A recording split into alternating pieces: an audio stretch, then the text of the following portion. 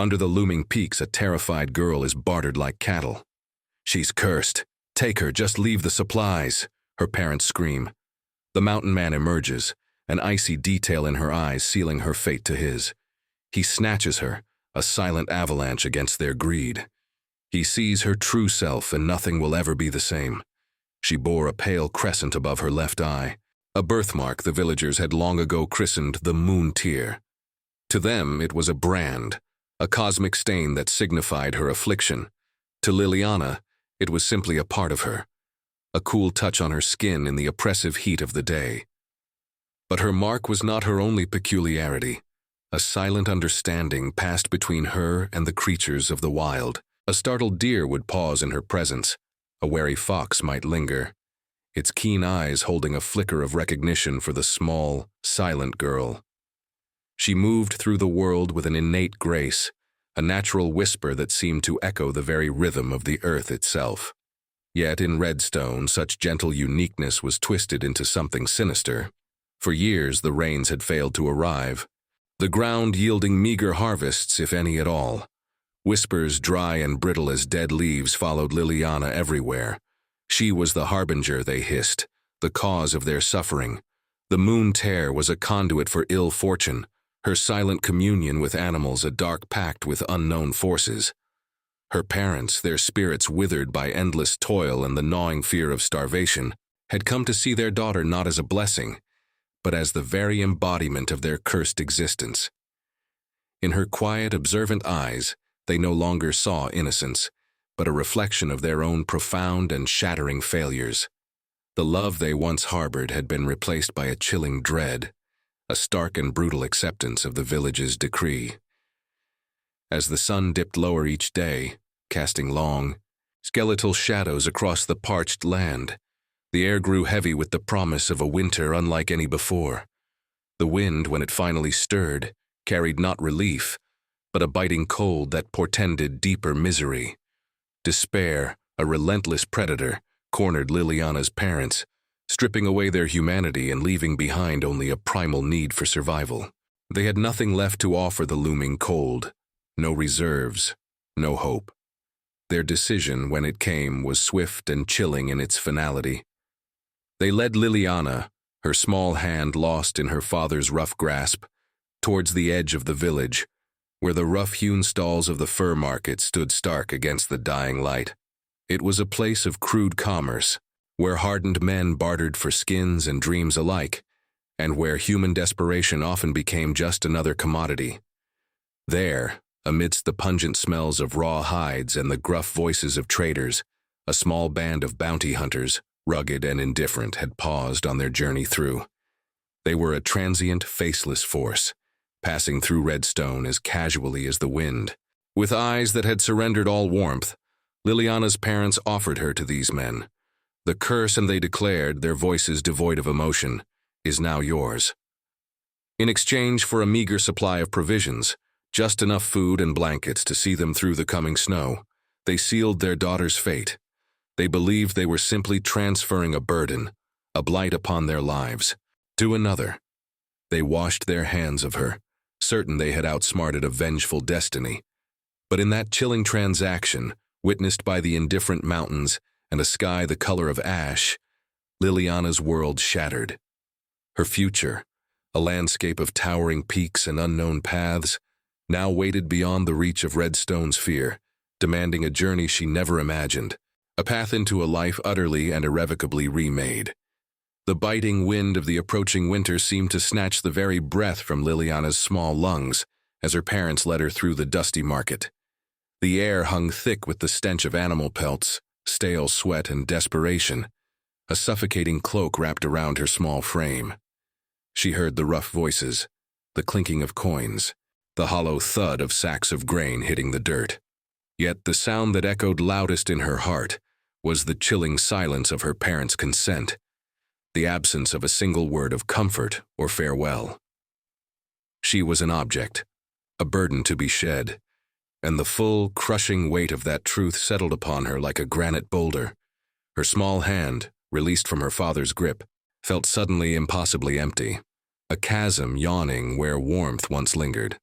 She registered the hard, indifferent faces of the men who now claimed her, their eyes sweeping over her with a dispassionate appraisal that stripped away her very humanity. But then, a shift in the heavy air. A ripple of unease, a sudden hush that fell over the raucous market. From the periphery of her blurred vision, Liliana sensed a towering presence, a silent force that seemed to command the very shadows. He was a specter woven from the mountain mists and ancient pines, an outline against the brutal sky.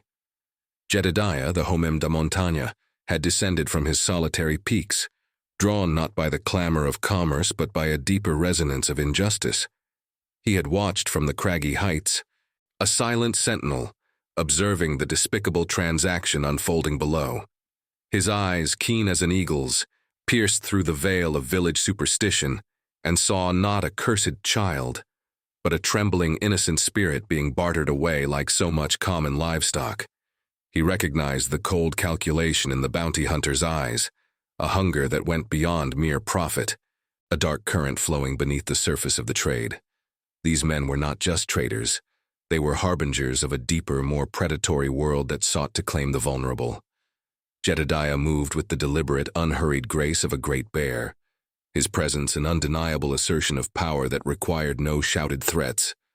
The bounty hunters, accustomed to lesser men, found themselves suddenly dwarfed by his sheer immensity, their bravado shriveling under his unblinking gaze.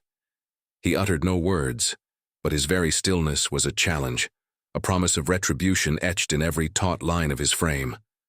Without a single touch of violence, he simply took Liliana from the startled men, his large hand gentle yet firm around her arm, a silent command that brooked no argument. He left behind his own bounty, provisions he had painstakingly hunted and cured, setting them down with a quiet finality, as if paying for a debt that was never owed, for a soul that no man had the right to sell.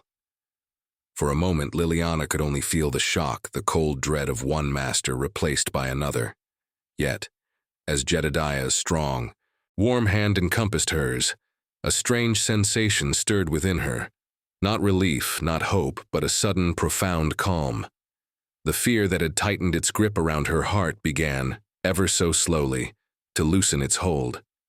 She glanced back at the retreating figures of her parents, their faces etched with a vacant relief, already turning away as if she had never existed.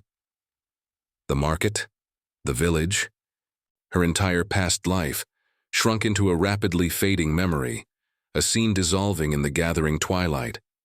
Jedediah led her away, not back towards the village's desperate glow, but upward, towards the towering, silent sentinels of the mountains. With each step, the scent of pine and damp earth grew stronger, replacing the market's putrid smells. The air grew thinner, cleaner, washing away the residue of fear and betrayal. She could hear the soft crunch of his heavy boots on the uneven ground, the rustle of dry leaves, the distant call of an unseen bird. Sounds of a world untamed, indifferent to the petty cruelties of men. She was leaving behind the world that had cast her out, stepping onto a path whose destination was utterly unknown. The old life, with its curses and its judgments, was already a whisper on the wind, and ahead, a new, perilous journey began, a relentless climb towards a sanctuary whose existence she could barely fathom. With a man whose silent strength both terrified and mesmerized her, pulling her irrevocably into the heart of the wild. The climb was relentless, each step further erasing the memory of the dusty village below. Jedediah moved with an effortless power, his gait steady and unwavering, a silent anchor in the swirling confusion of Liliana's mind. The air grew sharper, biting at her exposed skin, yet it also felt cleaner, infused with the invigorating scent of pine and damp earth. She could hear the whisper of the wind through ancient trees, a sound that carried both solace and a primal wildness. Eventually, through the deepening twilight, a wisp of smoke spiraled upwards, a beacon of human presence in the vast, unforgiving wilderness. Soon, a crude structure emerged from the dense forest, nestled against a backdrop of jagged peaks. A cabin built of stout logs, its chimney breathing a plume of warm, fragrant wood smoke into the crisp mountain air. It was a stark, solitary dwelling, a testament to resilience and isolation. This was Jedediah's sanctuary, his carefully constructed world, a fortress against the very society he had abandoned. Liliana felt a tremor of apprehension. This was her new world, and it was as formidable and unyielding as the man who brought her to it.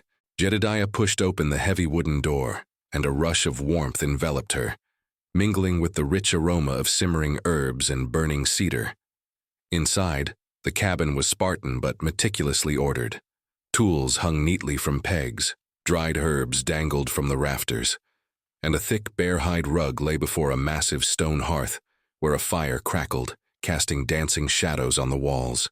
It was a place designed for survival, not for comfort, yet the fire's glow offered a hesitant invitation. He offered her a rough-hewn stool by the fire, then, without a word, ladled a steaming broth into a wooden bowl, its scent a powerful promise of sustenance. Liliana ate slowly, cautiously, her eyes darting around the unfamiliar space, cataloging every detail.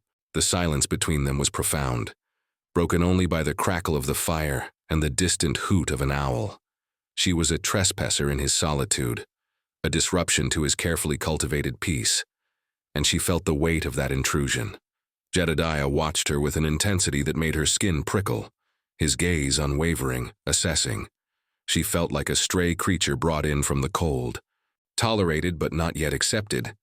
He eventually spoke, his voice a low rumble, as elemental as the mountain itself, though his words were few. He outlined the expectations of this new existence, the rhythm of his life, the unspoken rules of survival in the high country.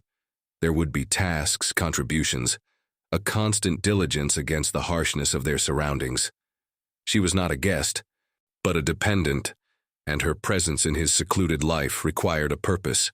He made it clear that while he offered shelter, he offered no illusions of ease or pampering. Yet, as he spoke of the mountain's demands, Liliana noticed something in his eyes, a flicker of something beyond mere stoicism, a subtle shift in his gaze when it settled on her moon tear. It wasn't the fear or revulsion she had grown accustomed to. Instead, it was a quiet curiosity, an absence of judgment. He seemed to see it not as a curse, but as a unique aspect of her being, a detail, nothing more, nothing less. He saw past the villagers' fear-mongering and recognized her not as a mark, but as a being. Perhaps, she thought, this man who lived by the laws of the wild understood that true value lay not in conformity, but in authenticity. The night deepened, the fire's embers casting a hypnotic glow. As Jedediah prepared a simple bed of furs for her in a corner of the cabin, the full realization of her new reality settled upon Liliana. She was no longer chattel, but she was not free either. She was under the protection of a man whose motives remained a mystery, bound by unspoken terms to a solitary existence in an unforgiving landscape. He wasn't offering comfort, but sanctuary, a fragile haven in exchange for her usefulness, her adherence to the silent, ancient laws of this savage and majestic place. The unspoken message hung heavy in the air, clear as the mountain spring. She could stay, but this was a refuge forged in the crucible of necessity, and her place within it would have to be earned, day by arduous day. The days that followed were a relentless education in mountain life. Liliana quickly discovered that Jedediah's world was one of stark practicality and unyielding routine. There was firewood to split, traps to check, water to fetch from the icy stream, and an endless list of chores demanding strength and focus. She was small but not frail. Her hands, once soft and untouched, began to toughen, developing calluses that were badges of her new reality. Jedediah watched her, his silence often more commanding than any shouted instruction. He taught her, not with words but with demonstration, his movements precise and efficient.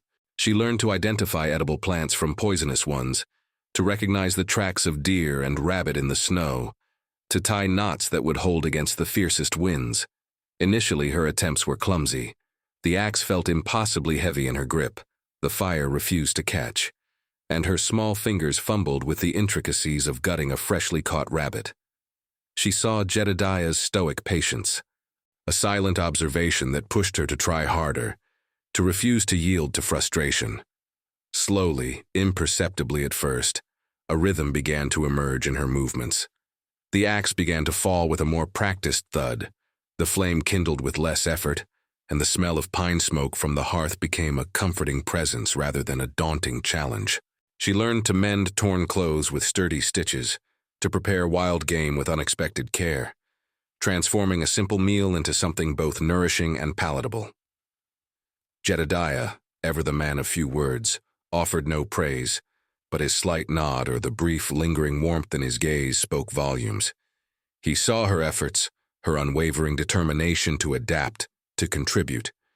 Her moon tear, once a symbol of her ostracism, became a silent marker of her resilience in his eyes. What the villagers saw as a curse, he recognized as a uniqueness, a quiet strength that mirrored the untamed spirit of the mountains themselves. One bitter morning, as a fierce snowstorm raged outside, Jedediah found himself struggling with a complicated trap mechanism, his large fingers stiff with cold. Liliana, having spent hours observing him, approached cautiously. She pointed to a small, almost imperceptible knot that had tightened, preventing the smooth release of the spring. It was a detail he had overlooked, focused on the larger components. He looked at her, then back at the trap, a flicker of surprise in his eyes. Without a word, he loosened the knot, and the mechanism sprang open with a satisfying click. It was a small victory, but a significant one. It was not her physical strength that began to change the isolated cabin, but her quiet presence, her attention to detail, her innate desire to create order and warmth. She mended not just clothes, but the very fabric of the cabin's existence. Her small touches, a clean hearth, a carefully placed bouquet of dried wildflowers, the aroma of a comforting stew, began to transform a place of mere survival into something akin to a home. The harsh edges of Jedediah's solitary life softened, imperceptibly, subtly. The cabin, once a fortress against the world, now held a faint echo of human companionship, a warmth that extended beyond the fire's glow. She was not just a burden, but a quiet, transformative force. But the mountain, relentless in its tests, rarely allowed for prolonged peace. Just as Liliana found her footing, establishing a fragile balance in her new life, a harsh reality intruded. One afternoon, as she diligently worked to repair a tear in the cabin's roof, a sudden piercing shriek echoed from the valley below, cutting through the crisp mountain air. It was the desperate cry of a trapped animal, agonizingly close, followed by the distant menacing baying of hunting dogs. Jedediah, who had been sharpening his axe by the fire, froze, his posture suddenly rigid. His eyes, usually calm and deep, narrowed with an intensity that promised danger. The relative calm of their new existence, the fragile sense of belonging Liliana had only just begun to cultivate, was about to be savagely interrupted, challenged by a threat that would force them both to confront the brutal realities of their isolated world. The baying of the dogs grew closer, their frantic barks echoing off the granite cliffs. Jedediah snatched his rifle, his movements swift and practiced. He knew the sounds of the mountain, and this was not the usual clamor of a lone hunter. This was a pack, driven and ruthless, and their proximity to his sanctuary was a grave trespass. Liliana, her heart pounding against her ribs, saw the grim set of his jaw, the unwavering focus in his eyes. She understood with a chilling clarity that the peace of their isolated existence was fragile, always teetering on the brink of intrusion. As Jedediah prepared to leave, a low groan emanated from the thick underbrush just beyond the cabin's clearing. It was not the cry of a beast, but something far more unsettling. He paused, his head cocked, listening intently. Another groan, closer this time, followed by the snap of a twig. He motioned for Liliana to stay inside, his gaze a silent command for her to remain hidden. But Liliana, driven by a burgeoning instinct, peered through the small, glassless window. What she saw sent a shiver down her spine. A young wolf, its fur matted with blood, lay tangled in a cruel steel trap, its leg twisted at an unnatural angle. It was the alpha female of the local pack, a creature Jedediah had often spoken of with a quiet reverence. She was not alone. A smaller, terrified pup whimpered beside her, nudging its mother with an almost human desperation. This was the source of the distant barking, the rest of the pack, driven by loyalty, trying to draw away the hunters whose trail grew ever nearer. Jedediah cursed under his breath, his eyes flickering between the injured wolf and the approaching human threat. He understood the unspoken code of the wild. To leave the alpha was to condemn the pack, to risk the balance of their shared territory. Without hesitation, he moved towards the trapped wolf, his presence radiating a calm authority that even the wounded creature acknowledged. He knelt, his large hands working quickly to release the trap's brutal jaws, but the damage was severe. The wolf thrashed, pain-filled snarls tearing from its throat, eyes wild with agony and fear. The hunters were almost upon them, their shouts now audible, punctuated by the excited yelps of their dogs. There was no time to carry the heavy wolf to safety, no time to mend its broken leg. Jedediah knew what had to be done. His rifle came up, steady and true. It was an act of mercy, a swift ending to preventable suffering, but it was also a heavy burden. Suddenly, Liliana emerged from the cabin, carrying a small, worn pouch she had found among Jedediah's remedies. "Wait!" she called, her voice clear despite her fear. Jedediah looked at her, his expression a mixture of surprise and frustration. She moved with a strange certainty, approaching the injured wolf, speaking to it in soft, almost inaudible whispers. The wolf, moments from its last breath, seemed to respond to her gentle touch, its frantic panting slowing, its eyes losing some of their wild terror. Liliana, remembering her mother's limited knowledge of healing herbs, and having closely observed Jedediah's own practices, swiftly applied a poultice of crushed leaves and dried bark to the gash, binding it with strips of cloth. She worked with an almost innate grace, her small hands surprisingly steady. The hunters burst into the clearing then, their faces flushed with the thrill of the chase, rifles raised. They saw Jedediah, a formidable presence by the wounded wolf, and Liliana, a small, ethereal figure, her hands still stained with the wolf's blood, cradling the terrified pup. The scene was surreal, arresting. Before they could react, the alpha wolf, now calmer due to Liliana's intervention and Jedediah's protective presence, let out a deep, guttural growl, a warning that vibrated through the very ground. The rest of the pack, drawn by their alpha's call, emerged from the forest, silent as ghosts, their eyes gleaming in the dim light. They did not attack, but formed a crescent around their wounded leader and the small human duo, a formidable barrier of teeth and muscle. The hunters, confronted by the sheer untamed power of the wilderness and the strange alliance before them, hesitated. They had not come for such a confrontation. They had only come for game, not for a battle against forces they could not comprehend. With a wary glance at Jedediah, whose expression promised brutal consequences should they advance, they retreated, melting back into the trees, their dogs whimpering softly, sensing the shift in power. Jedediah lowered his rifle, his gaze fixed on Liliana. She had saved the alpha, not with a weapon, but with an unexpected tenderness, an innate understanding of the wild. The tension in the air dissipated, replaced by a profound silence. He looked at the wolf, still alive, then at Liliana, her face streaked with dirt and blood, her eyes shining with a fierce determination. In that moment, the barriers between them, born of solitude and fear, crumbled. He saw not a child to be protected, but a partner, a true mountain spirit.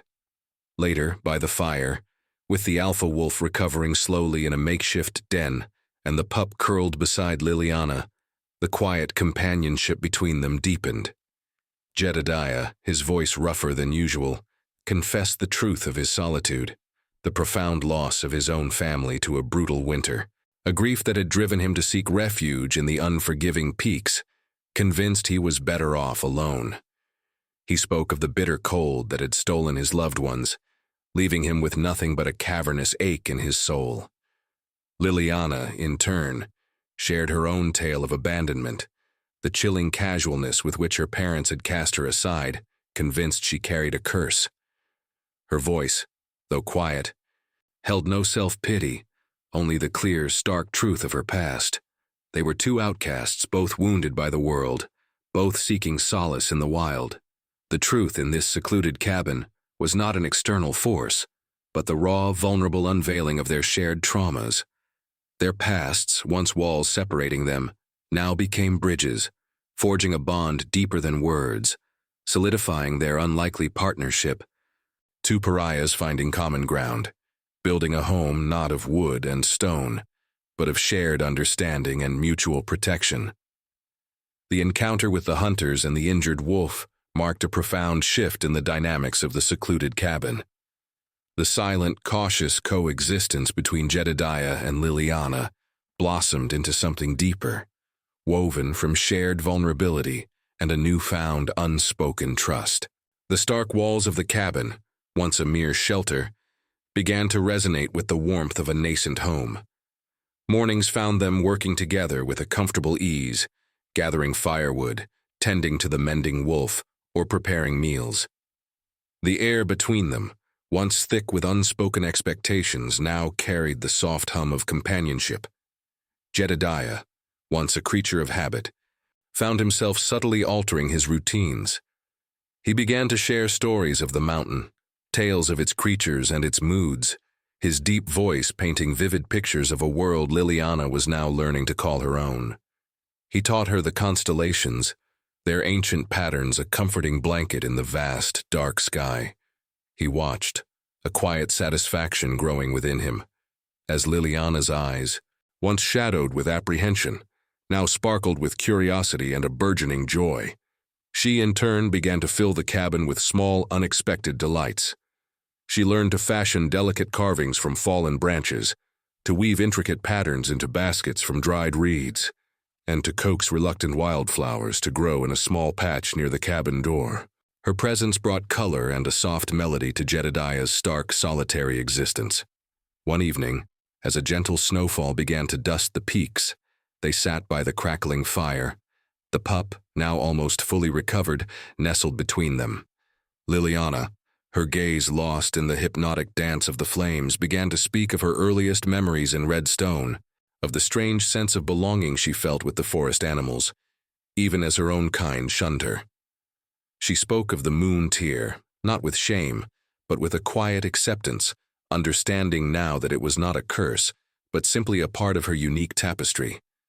Jedediah, listening intently, reached for a small, intricately carved wooden bird that rested on his mantle. He turned it over in his calloused hand, his thumb tracing its delicate wings.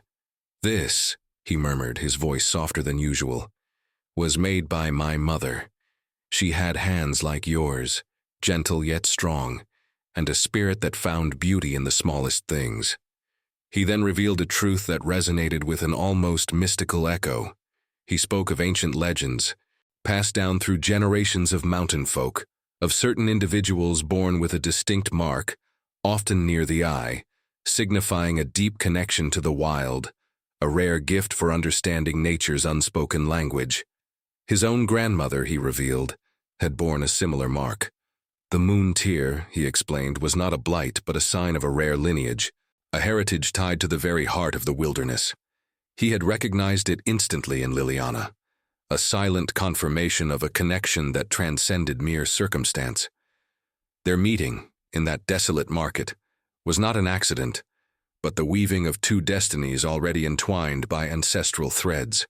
It solidified their bond, not just as two lost souls finding refuge, but as kindred spirits, fated to converge, each a mirror reflecting the other's profound journey. But the mountain, for all its beauty, was also a realm of constant challenge, a world where peace was often a fleeting illusion.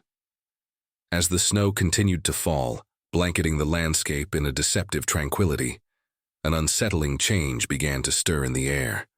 The usual animal calls grew silent, replaced by an unnatural stillness.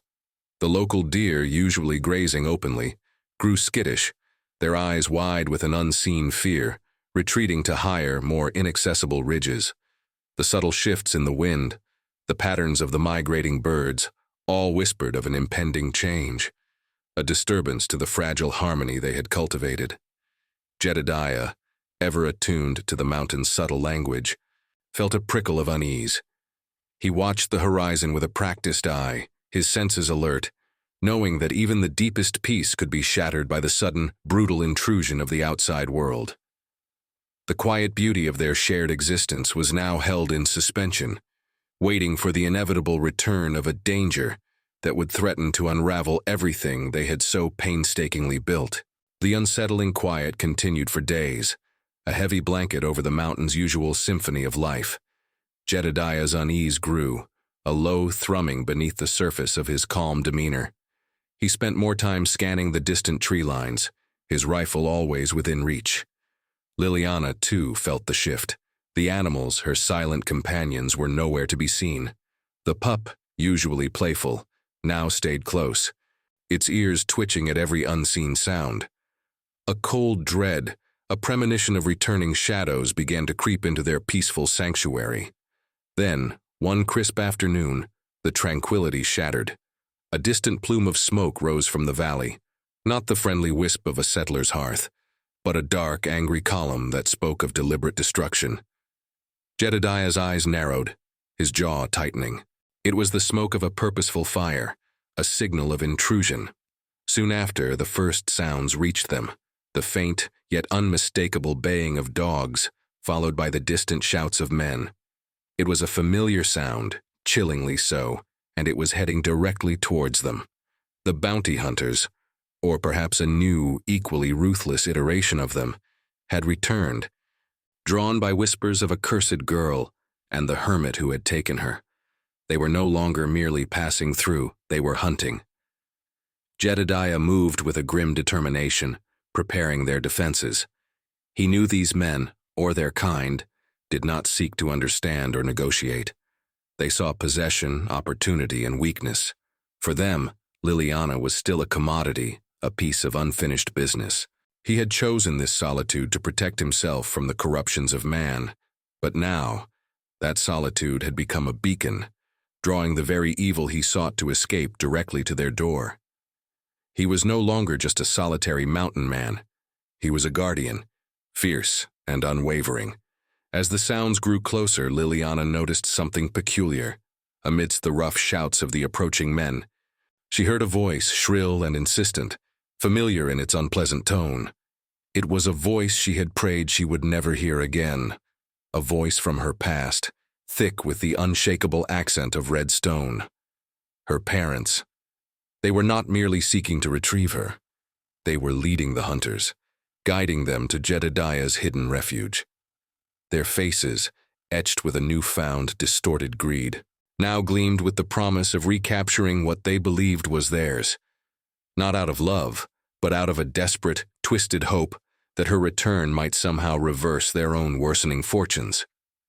The drought in Redstone had deepened, their misery a gaping maw that consumed everything, and in their twisted minds, the curse they had sold might now be worth something. Jedediah saw them too, their figures emerging from the tree line, pointing towards the cabin with a desperate zeal. His face hardened, a silent fury simmering in his eyes. He had once paid for Liliana, a silent acknowledgement of the market's brutal rules, but he would not let them take her again. This was his home, and she was his kin. As the first of the men broke through the tree line, their faces shadowed with avarice and their eyes fixed on the cabin, Liliana took a deep breath. She had been a victim for too long, a pawn in the cruel games of others. She looked at Jedediah, his hand resting protectively on his rifle, his gaze fixed on the approaching figures. She saw the readiness for battle in his stance, the willingness to shed blood to defend what he had come to cherish. But she also knew that a direct confrontation, a senseless slaughter, would mar the sanctity of their home, turning their sanctuary into a battlefield of desperation. With a sudden, decisive movement, Liliana stepped forward, placing herself between Jedediah and the approaching threat. Her small frame, once so vulnerable, now radiated a quiet strength, her gaze, clear and unwavering, met the startled eyes of her parents, who now hesitated, their faces blanching as they recognized the woman their cursed daughter had become. Then she looked at the bounty hunters, her voice, though quiet, carrying a ringing clarity through the still mountain air. She would face them, not as a helpless child, but as the daughter of the mountain, ready to make a choice that would protect her new home, even if it meant risking her own fragile peace. She would offer herself, not as a prize, but as a shield, believing she could somehow de-escalate the inevitable bloodshed, placing herself in mortal danger to buy time, to save the only family she had ever known from the violence that now bore down upon their sanctuary. The air crackled with tension as Liliana stepped forward, her small figure a defiant silhouette against the rugged backdrop of the mountain. Her parents, leading the band of rough men, faltered, their avarice momentarily eclipsed by the sight of their discarded daughter, standing tall and unafraid. The bounty hunters, accustomed to cowering victims, exchanged uncertain glances. Jedediah, behind her, remained still as stone, his hand still on his rifle, his gaze a silent promise of retribution should any man lay a hand on her. Liliana's voice, clear and resonant as a bell in the mountain air, cut through the silence. She addressed her parents first, her words not a plea but a statement of undeniable truth. She spoke of the day they had sold her, of the fear that had consumed them, and the hollow justification they had offered. She laid bare their cruelty not with hatred, but with a stark, unsettling honesty that stripped them of their authority. She told them that the curse they spoke of was merely their own fear, their own failing, and that the mountain had shown her the true meaning of belonging. Then, she turned to the bounty hunters, her eyes sweeping over their hardened faces. She told them they had come for a ghost, a myth, a shadow of the girl they imagined. "I am not what you seek," she declared, her voice imbued with the quiet power of the wild. "I am not a prize, nor am I a burden. This mountain is my home, and the man behind me is my family. You will gain nothing by your violence here." One of the bounty hunters, a burly man with a scarred face, sneered, raising his rifle. "Easy words from a lass," he growled, "but we have a claim." He took a step forward, his boot crunching on the snow-dusted earth, but before he could take another, a low, guttural growl ripped through the air, vibrating through the ground. It was the alpha wolf, fully recovered, emerging from the cabin's shadow, flanked by its pack. Their eyes gleamed with primal ferocity, their bodies tense, ready to defend. The smaller pup, grown significantly, stood by Liliana's side, its soft snarl a startling mimicry of its mother's ferocity. The mountain, it seemed, had chosen its side. The hunters, momentarily startled by the sudden appearance of the wolves, hesitated. They had anticipated a lone hermit, perhaps a desperate girl, but not a full pack of mountain wolves acting as silent, formidable sentinels. Jedediah took advantage of their hesitation, stepping forward to stand shoulder to shoulder with Liliana, his rifle now fully raised. His voice, deep and resonant, was a force of nature. "You have heard her words," he stated, his gaze unwavering. "You have seen what this mountain protects. You have no claim here. Turn back or face the consequences of trespassing on what is sacred." The leader of the bounty hunters, assessing the grim reality, a formidable mountain man, a girl with an uncanny connection to the wild, and a pack of wolves ready to tear them limb from limb, knew they were outmatched. Their greed was not worth their lives. With a reluctant grunt, he motioned for his men to retreat. Liliana's parents, their faces pale with defeat, glanced back at their daughter, a flicker of something akin to awe, or perhaps even a desperate regret, in their eyes before they, too, slunk back into the tree line, their hopes for easy recompense shattered by the unbreakable spirit of their daughter and the wild forces that protected her.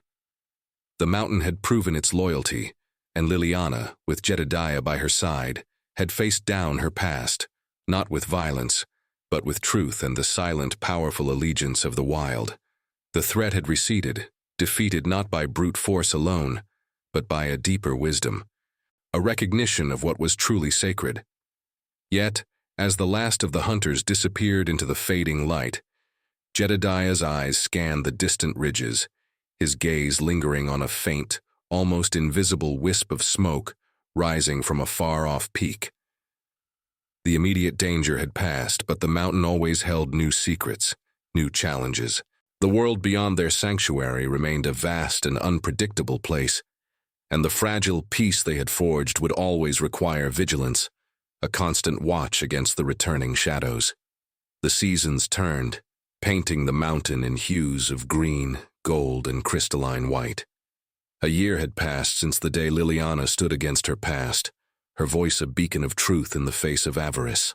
The cabin, once a symbol of Jedediah's solitude, now hummed with a different kind of life, a warmth that transcended the crackling hearth. It was no longer merely a sanctuary.